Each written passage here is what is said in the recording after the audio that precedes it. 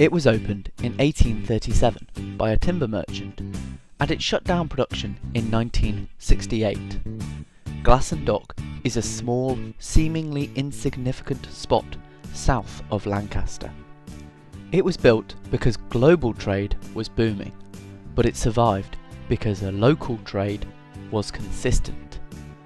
The 18th century was something of a golden age for Lancaster, although gold was never once imported into the city itself.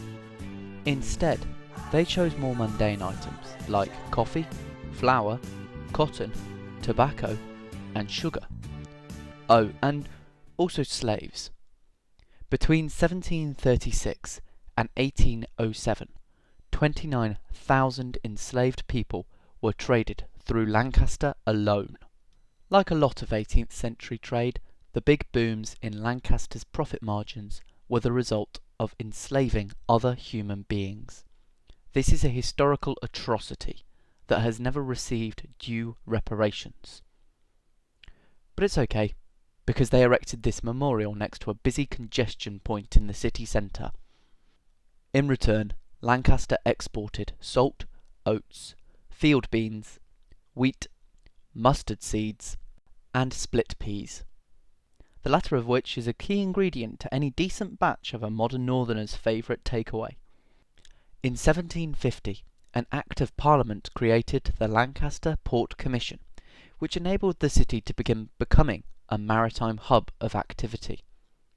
It was a body of 16 elected merchants who immediately created St. George's Quay, obviously named after the firstborn son of Kate Middleton and her husband.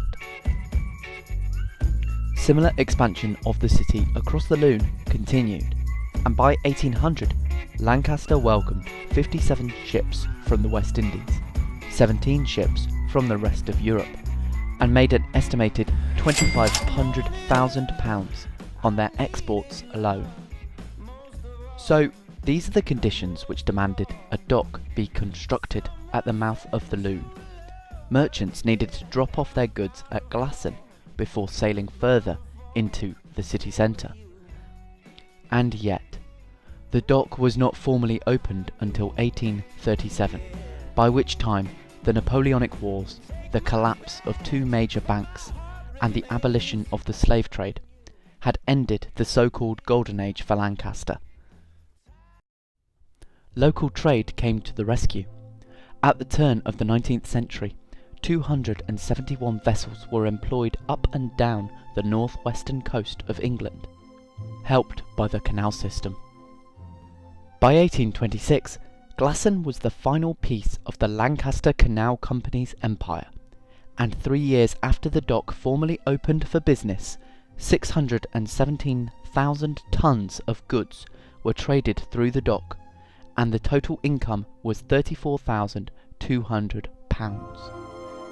From the north came gunpowder and limestone, the latter of which could be used as fertiliser. From the south came coal and cotton, the latter of which could be used to make jumpers instead of putting the heating on.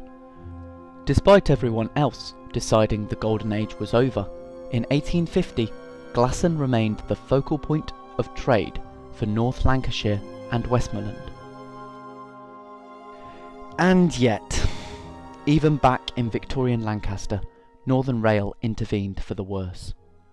The Lancaster-Carlisle Railway began by building a bridge across the Lune. They paid a small compensation penalty, most of which went on trying to deepen the river itself. This had been done before. In 1818, 47 merchants had successfully petitioned the Lancaster Port Commission to use explosives to deepen the Lune. But it did not stop the bridge from seriously harming maritime trade into Lancaster. The Lancaster Canal Company bankrupted itself fighting the railway system. Trains had made canals irrelevant, and the company dissolved in 1885. Glasson itself still employed 55 men and 14 boys. It changed its work to suit the times.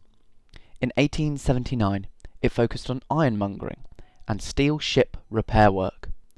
Matthew Daniel continued to order the building of prawners, tankers, and whammel boats, all at a loss, just to keep his workmen employed. After the Second World War, the dock even turned its hand to making car exhausts and silencers. It was enough to keep the dock running a repair port up to 1960. Finally, in 1968, Glasson closed its doors. Production doors, that is, for even today, the small dock exports coal to the Western Islands and the Isle of Man. This limited commercial traffic also imports sulphur and animal foodstuffs, with a small smokehouse still in use for fish. Glasson is a small, versatile dock. It was built when global trade was booming, but it survived through local trade, perseverance, and compromise. Today, trade looks bleak. Local trade matters. It makes a difference for small docks like Glasson. This is a story about the way things were in one corner of Lancashire. Perhaps it can demonstrate why local and global trade matter in their own but interconnected way. Thanks for watching. Please leave a like, share and subscribe for more to come.